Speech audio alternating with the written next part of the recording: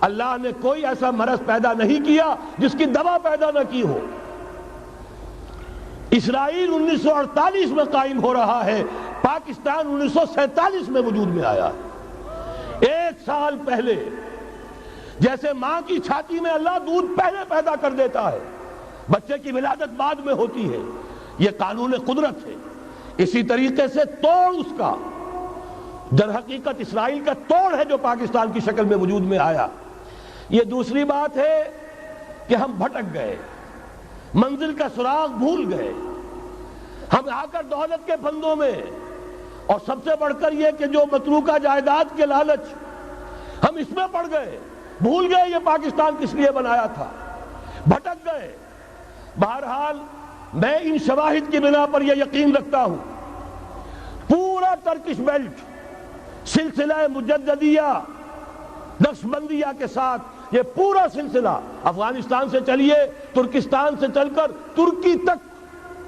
پورا یہ جو نان عرب ورلڈ ہے، نان عرب مسلم ورلڈ، وہ سلسلہ مجددیہ حضرت احمد سرہندی رحمت اللہ علیہ، گردن نہ جھکی جس کے جہانگیر کے آگے، جس کے نفس گرم سے ہے گرمی احرار، یہ انہی کا سلسلہ ہے جو پورے ٹرکش بیلٹ میں آپ کو نظر آئے گا۔ پھر شاہ ولی اللہ جیسا مفکر۔ بہرحال یہ تمام شواہد ہیں، اور میرے لیے تو سب سے بڑے شواہد جو ہے، اب وہ احادیث دیکھیے جو حضور نے بیان فرمائی۔ جب یہ معرکہ گرم ہوگا، ایک حدیث ہے، حضور فرماتے ہیں، ابن ماجہ کی روایت ہے حضرت عبداللہ ابن حارث رضی اللہ تعالی عنہ سے، یخرج ناس من المشرق یوتئون للمہدی یعنی سلطان ہی۔ جب اس عالم عرب میں، دیکھیے ایک بات میں عرض کر چکا ہوں، بڑی تلخ بات ہے، عالم عرب ہمارا بہتر حصہ ہے، افضل حصہ ہے،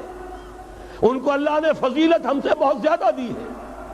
سب سے بڑی فضیلت کہ محمد خود صلی اللہ علیہ وسلم عرب تھے، یہ رتبہ بلند ملا جس کو مل گیا۔ پھر مستقل فضیلت، اللہ کا کلام ان کی زبان میں موجود ہے، مادری زبان ہے، لہذا اگر انہوں نے کوتاہی کی، انہوں نے پیٹھ دکھائی، بہت بڑے مجرم ہیں، اس میں کوئی شک نہیں۔ اور یہی وجہ ہے یہ سارے ملاحب وہی ہونے ہیں، ایسی ایسی بھاری جنگیں، حضور فرماتے ہیں اتنے لوگ ہلاک ہوں گے کہ پرندہ اڑتا چلا جائے گا، اترنے کی جگہ نہیں ملے گی، لاشیں ہی لاشیں ہوں گی، یہ شکل ہونے والی ہے۔ اور میں تو چونکہ ایک مضمون اور کتابچے کی شکل میں بھی شائع ہو چکا ہے، جس میں کہ حضور کی اس حدیث کے حوالے سے میری امت پر بھی وہ سب کچھ وارد ہوگا جو سابقہ امت پر ہوا،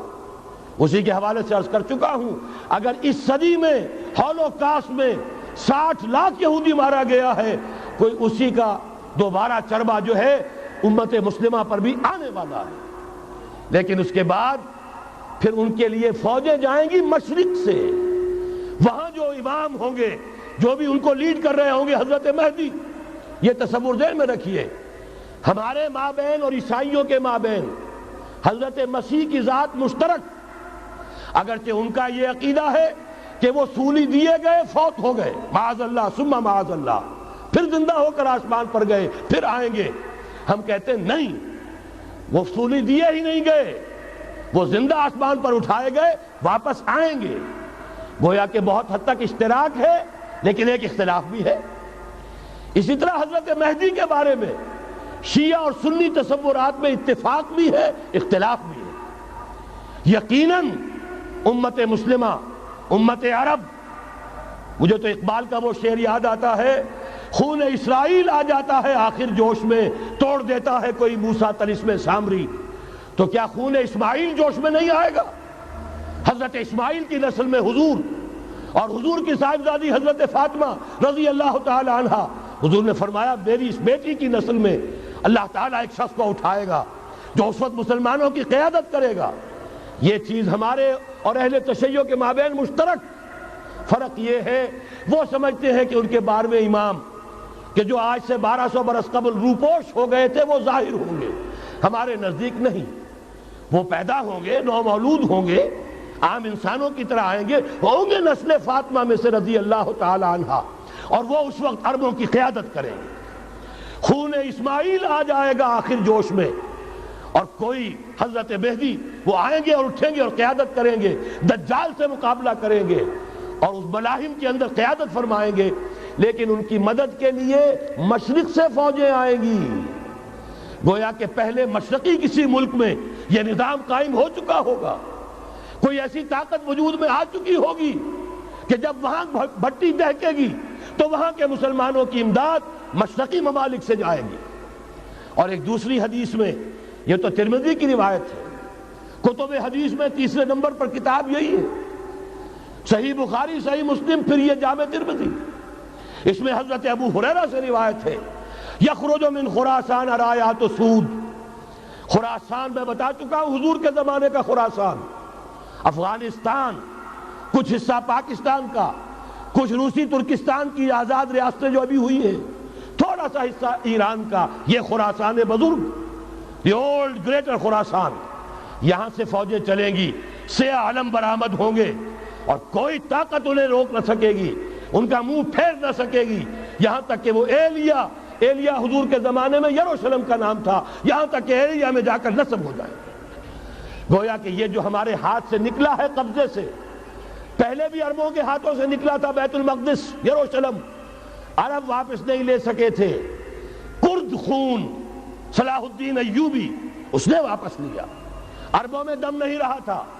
عیاشیوں کی وجہ سے کھوکھلے ہو چکے تھے۔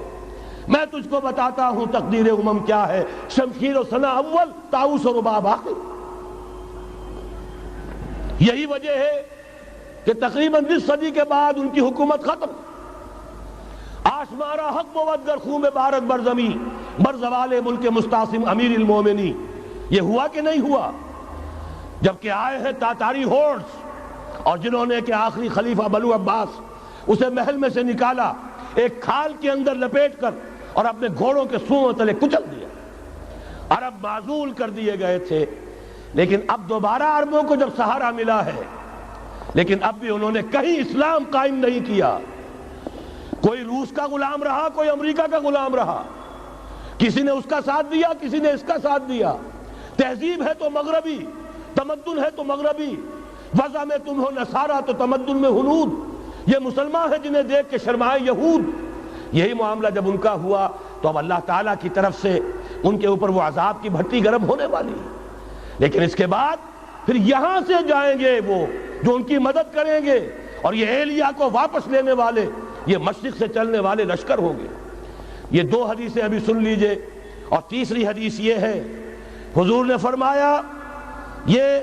سنن نسائی کی روایت ہے، قال رسول اللہ صلی اللہ علیہ وسلم عصابتان من امتی احوزهم اللہ من النار احرزهم اللہ من النار۔ میری امت کے دو لشکر ایسے ہوں گے